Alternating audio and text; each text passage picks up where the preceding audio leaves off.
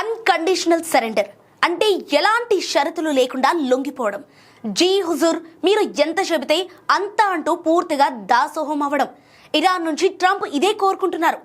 మాటలు మంతనాలు ఏమీ లేవు. పూర్తిగా సరెండర్ అయ్యే వరకు వార్ కొనసాగుతుందని వార్నింగ్ ఇచ్చారు.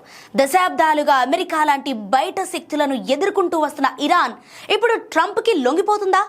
అన్కండిషనల్ సరెండర్ షరతు వెనుక ట్రంప్ ఆలోచన ఏంటి? అమెరికా, ఇజ్రాయెల్ ఒకవైపు, ఇరాన్ మరోవైపు. పశ్చిమాసియాలో వారం రోజులుగా రగులుతున్న యుద్ధం ఇప్పుడు అత్యంత ప్రమాదకరమైన మలుపు తిరిగింది. బేషరతుగా లొంగిపోవాలన్న ట్రంప్ డిమాండ్ యుద్ధం తీవ్రతకు అద్దం పడుతోంది. ఇరాన్లో పూర్తిగా తమకు అనుకూలమైన పాలన వచ్చే వరకు ట్రంప్ వెనక్కి తగ్గేలా కనిపించడం లేదు. తమకు ఆమోదయోగ్యమైన గొప్ప నాయకుడిని ఎన్నుకోవాలని ట్రంప్ ఇరాన్కు షరతు పెట్టారు. ట్రంప్ చేసిన ఈ ప్రకటనతో ప్రపంచ ఆర్థిక మార్కెట్లు ఒక్కసారిగా కుప్పకూలాయి.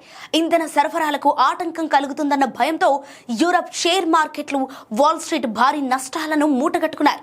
అయితే అమెరికా లొంగుబాటు డిమాండ్కు ఇరాన్ ఏమాత్రం తగ్గుకోవడం లేదు. ఇరాన్ సాయుధ దళం ఇస్లామిక్ రివల్యూషనరీ గార్డ్ కార్ప్స్ అమెరికాకు తీవ్ర హెచ్చరికలు జారీ చేస్తుంది.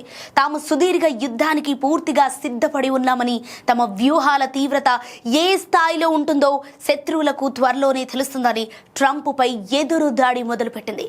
ఇరాన్ కేవలం హెచ్చరికలకే పరిమితం కాలేదు, ప్రతి దాడులు కూడా చేస్తోంది. ఆపరేషన్ ట్రూ ప్రామిస్ 4 పేరుతో దాడులను కొనసాగిస్తోంది. ఖుర్రం షహర్ 4, ఖైబర్ ఫతాహ్ వంటి అత్యాధునిక క్షిపణులను ప్రయోగిస్తోంది. మరోవైపు యుద్ధ క్షేత్రంలో పరిస్థితులు భయానకంగా ఉన్నాయి. అమెరికా, ఇజ్రాయెల్ సంయుక్తంగా ఇరాన్పై విరుచుకుపడుతున్నాయి. ఈ దాడుల్లో ఇరాన్లో ఇప్పటి వరకు కనీసం 1332 మంది ప్రాణాలు కోల్పోయినట్లు నివేదికలు చెబుతున్నాయి. ఇరాన్ గగనతలంపై తమకు పూర్తి ఆధిపత్యం సాధించినప్పుడు ఇజ్రాయెల్ సైన్యం ప్రకటించుకుంది. సో ఇజ్రాయెల్ తన దాడులను లెబనాన్కు కూడా విస్తరించింది.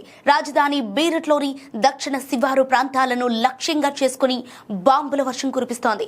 వేల మంది నివసించే ఆ ప్రాంతాన్ని తక్షణం ఖాళీ చేయాలని ఆదేశించి మరీ ఇజ్రాయెల్ దాడులకు తెగబడింది. ఏకంగా 26 దఫాలుగా వైమానిక దాడులు జరిపింది. ఇరాన్ మద్దతున్న హిజ్బుల్లా స్థావరాలను పూర్తిగా తుడిచిపెట్టడమే లక్ష్యంగా ఇజ్రాయెల్ ఈ దాడులు చేస్తోంది. ఇరాన్ సుప్రీం లీడర్ ఖమేనీ మరణానికి ప్రతీకారంగా హిజ్బుల్లా ఇజ్రాయెల్పై రాకెట్ల దాడికి దిగడంతో ఇజ్రాయెల్ ఈ స్థాయిలో విరుచుకుపడుతోంది. 50 యుద్ధ విమానాలతో ఇరాన్లోని టెహ్రాన్ కాంపౌండ్పై దాడి చేసినట్లు ఇజ్రాయెల్ ప్రకటించింది.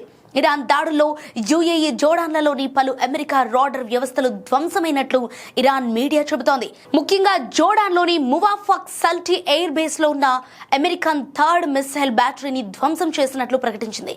అటు బహ్రెయిన్లోని ఒక కీలక ఆయిల్ రిఫైనరీపై, ఖతార్లోని అల్ ఉదీద్ అమెరికా ఎయిర్ బేస్ పైన దాడులు జరిగినట్లు సమాచారం.